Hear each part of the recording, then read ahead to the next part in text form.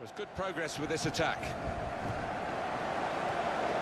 It's gone in very fairly, and well, the end of a superb season in the Premier League. They are the champions, Alan. You know what it's like to experience these moments. Put it into words for us. It is a wonderful feeling, indescribable, and they've always retained a fantastic team spirit, and that's seen them through some of those difficult months.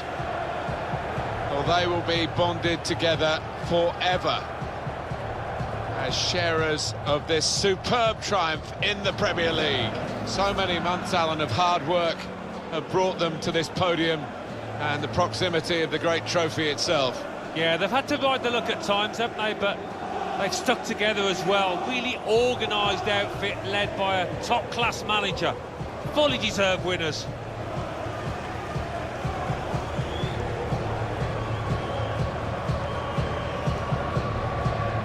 Premier League champions!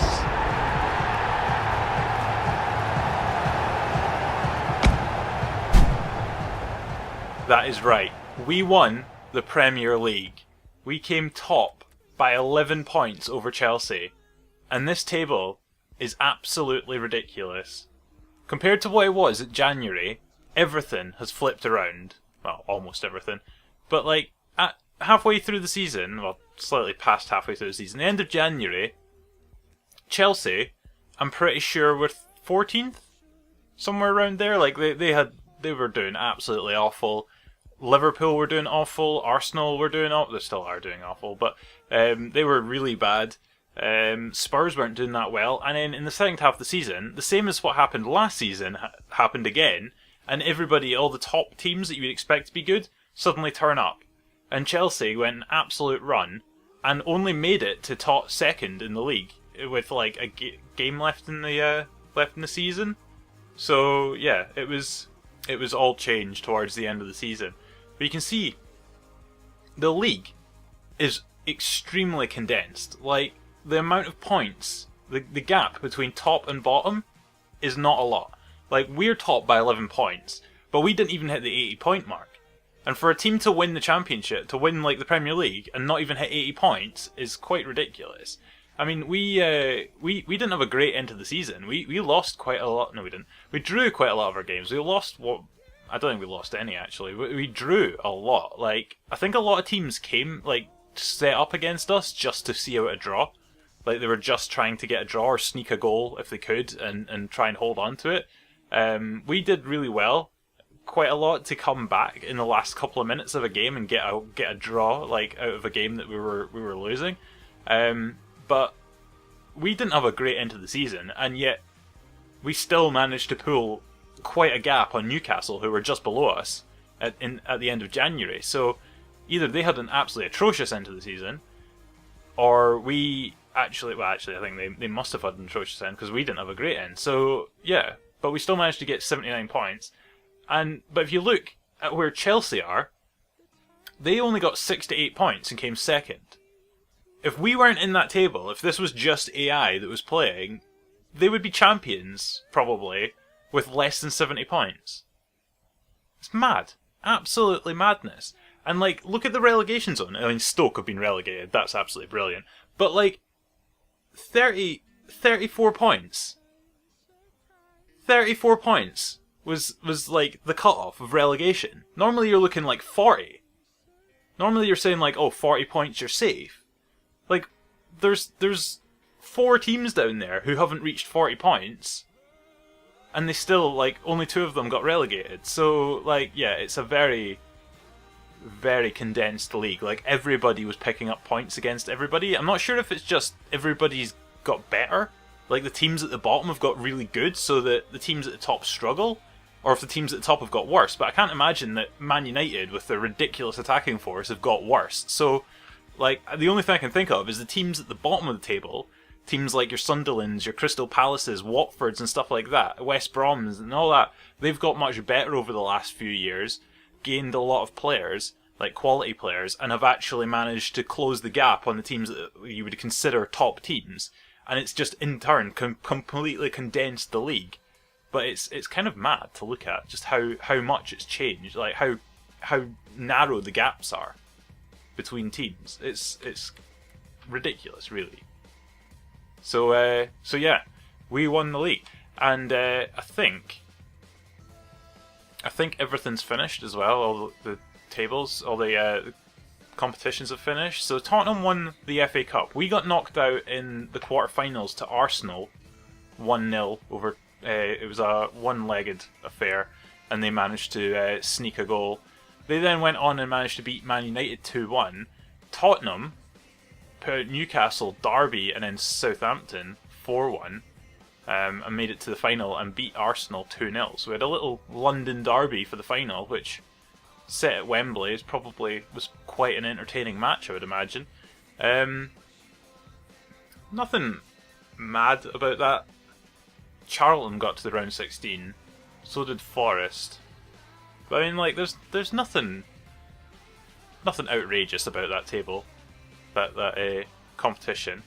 EFL Cup, Liverpool won on penalties over Crystal Palace. Crystal Palace had a very good season up until the halfway point, and then suddenly started losing.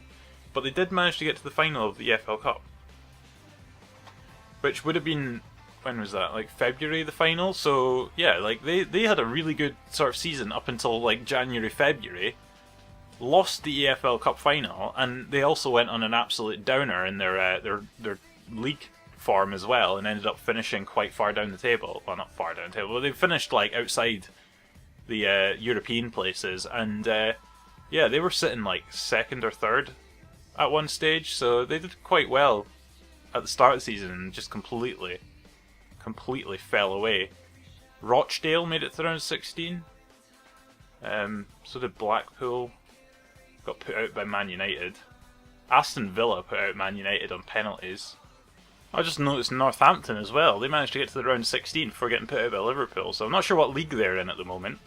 Whether they're League 1 or 2, if they've been relegated or promoted or where they are, but they managed to make it all the way to round 16, which is pretty decent going.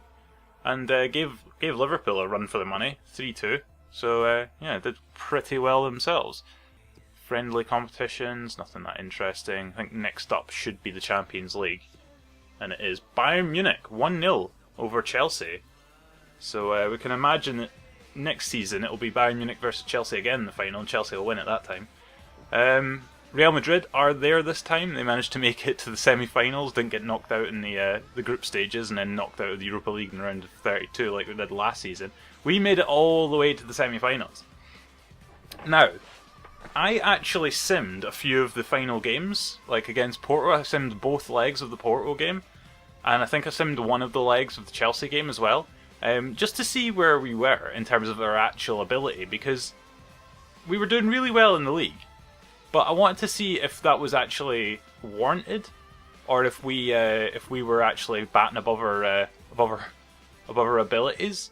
But we actually managed to beat Porto, and I think we lost to Chelsea 1-0 in the game that I simmed. But like we were actually doing not too badly. So yeah, I think our team's actually not that bad compared to teams like Chelsea and Porto and stuff like that. So I think we actually do kind of deserve to be where we are. But it was hard to tell because a lot of the games we were winning, and I didn't know if it was just I was playing on a too easy a difficulty or what, but it seems like I'm actually playing on a pretty, like, where you would expect Morecambe to be. So it's yeah, it was interesting to see. It was interesting to see just kind of where we actually ranked in terms of other teams, and our ability to actually beat teams like Porto. And I mean, our squad's not bad. Our squad's pretty decent now. It's all like 80s. So yeah, it's looking really nice, and yeah, it's going to get better next season as well. But looking at the Champions League, yeah, I'm just looking to see what Man United got knocked out by Atletico Madrid in the round of 16. Crystal Palace got to the round of 16, got knocked out by Porto.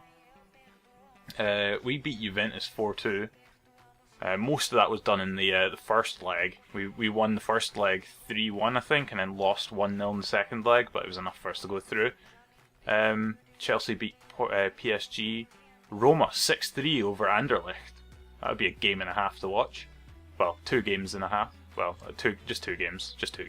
But yeah, that'd be an entertaining couple of matches.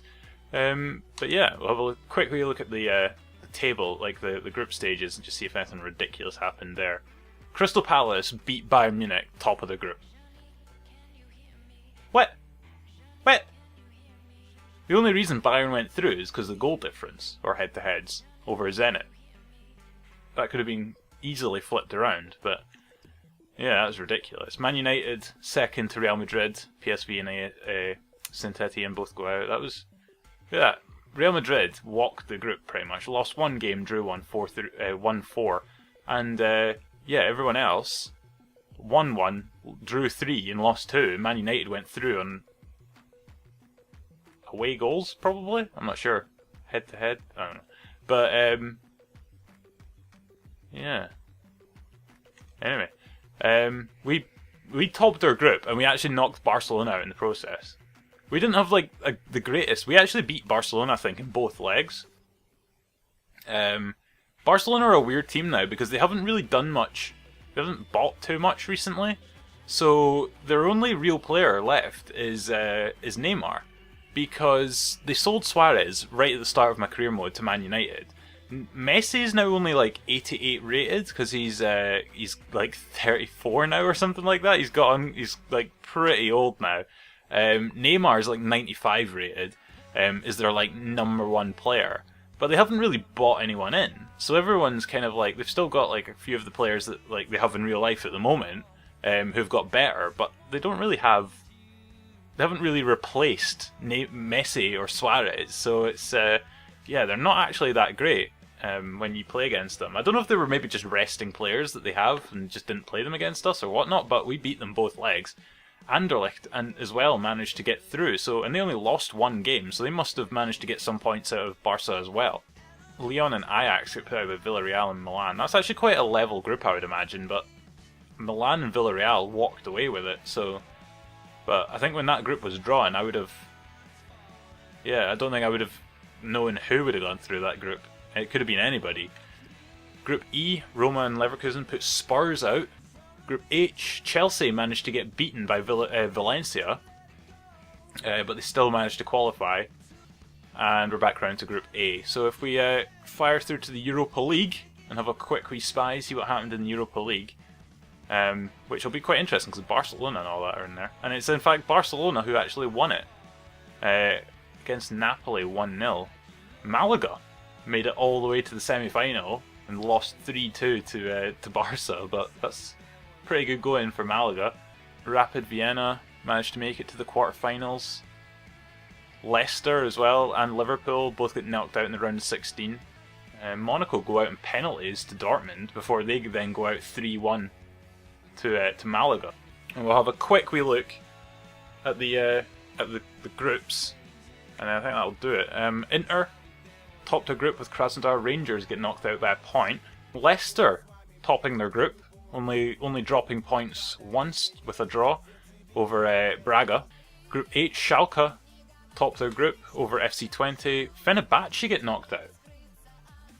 Well, that's not a good showing by them. You'd expect them to do much better against teams like Schalke and FC20 as well. Like I would expect Fenerbahce to have done much better than that.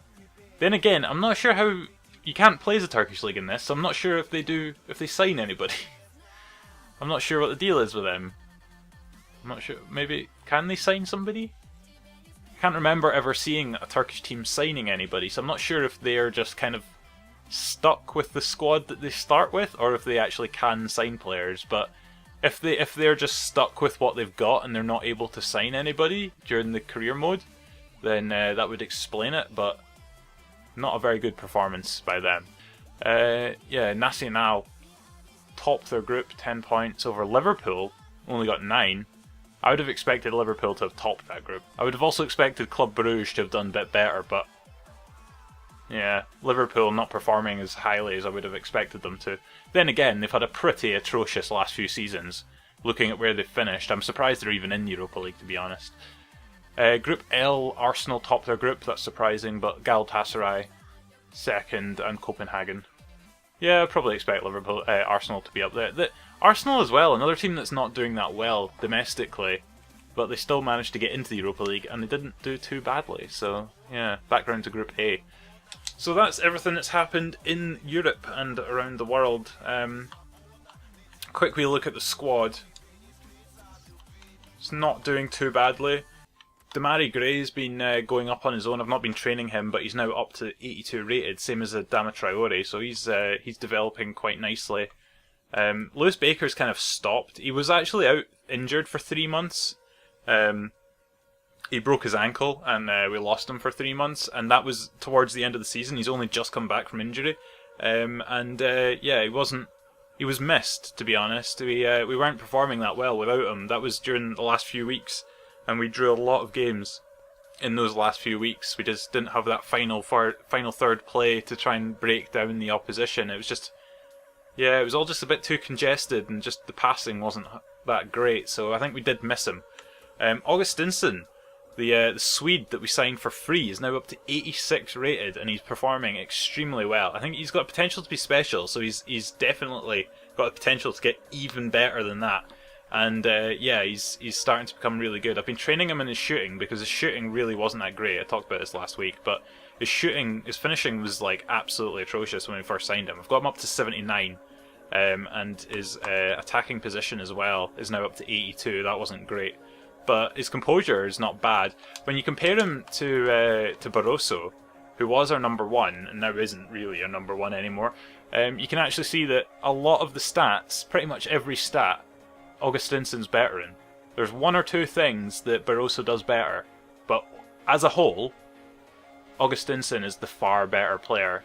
Pretty much, he's a very similar style of player in terms of his ball control and a dribbling ability and everything else, but he's just a bit more impressive in most of his areas. The only one area that let him down, which for a striker is absolutely ridiculous, was his finishing. So we've been training him in that. He's up to 79. He's only 4 points now behind Barroso in his finishing. So if we keep training him, he will be better than him. But yeah, not too bad. Not too bad. He's coming on very nicely. The next Zlatan Ibrahimovic. So yeah, pretty happy with the way he's progressing. Ducksworth and Villas-Boas both developing very nicely, up to 84 and 83. Villas-Boas is another one that's potential to be special, so he's got a potential to get up to 90 odd as well. Michelin's gone up 81 now, he's up a couple of points. He's been going up on his own as well, without training, so he's developing very quickly as well. Aguri has come on leaps and bounds. I've been training him quite a lot, but he's developing very nicely, and he's another one potential to be special. So yeah, he's got the potential to become very, very good as well. Donnarumma, 89 rated now. 89. He was only 83, I think, when we signed him a season ago. Not even a season ago. Like, not even a full year has passed since we signed him, and we've already got him up like 6 points. So yeah, progressing very, very nicely with him. Locatelli up to 80 now. He's developing quickly. Loftus-Cheek's come up a few points, especially now over the last few months, given that Baker was injured and we were playing him a bit more. Kostic has not really done much, but he's still there. This Gomez boy is actually, we might as well change him with Sarr, because he's now got better than Sarr. I might sell Sarr. I might sell him because he's not really developed that much, to be honest, over the last season. Haven't played him too much. Kind of frustrated with him. He just doesn't really finish the ball very well. He kind of gets into good positions. He's extremely quick, like 99 sprint speed, but he never seems to use it when you're actually playing with him. He always seems to be a bit lumbery and like just slowly wandering around. And even when you've got him on the ball trying to sprint, he never seems to be using his full potential. And then when you do get him in a goal-scoring opportunity, he usually blasts it wide. So yeah, he looks like one that we might get rid of, especially now that Gomez is coming on very nicely, and he's another one that's got really high potential. So keep training him up, and hopefully one day he will be one of our number one first team players. Kepikawa hasn't really developed that much, but he's a very good solid addition, like backup to Aguri. Tosifak is still here. We've still got him. I don't plan on selling him, just because it's quite good, especially next season. We're going to be focusing on trying to win the Champions League, I think, next season. And having the amount of games that we're going to be playing, I think having somebody, a third striker is probably quite a useful thing. We did use him quite a bit towards the end of the season, just the amount of games we had to play, even with 2 strikers in front of him, he was still getting games, just because of the amount of fixtures that we had to face. But yeah, Edson Reyes hasn't had much time. I might send him on loan. He's another one with very high potential, so I think I might send him on loan this season, because he's not going to get in front of Locatelli anytime soon, so I might send him on loan this season. Komar, still here from like our 2nd season, still plodding along, not getting much better, but he's still useful to have. But that's pretty much everything that I'm going to chat about. I'm very excited for what will happen next week. I'm really excited for you to see the squad next year. We have done some business. We've done some business last season. Well, not even last season. Last transfer window in January, we did some business, and you'll find out what happened with that business next week. It's something else. So yeah, we'll get to that next week when we're probably at the summer transfer deadline day, and yeah, we'll have a look at what's happened to the squad. So until then, well, actually, if you've enjoyed the video, give it a thumbs up, and subscribe as well if you're new around here. Also, just a side note, I took the United States job. Not really sure why I decided to take the United States job. They've got an absolutely atrocious squad, so yeah, that's the thing. But I took it, so we'll have to deal with that. But yeah, until next week, cheerio.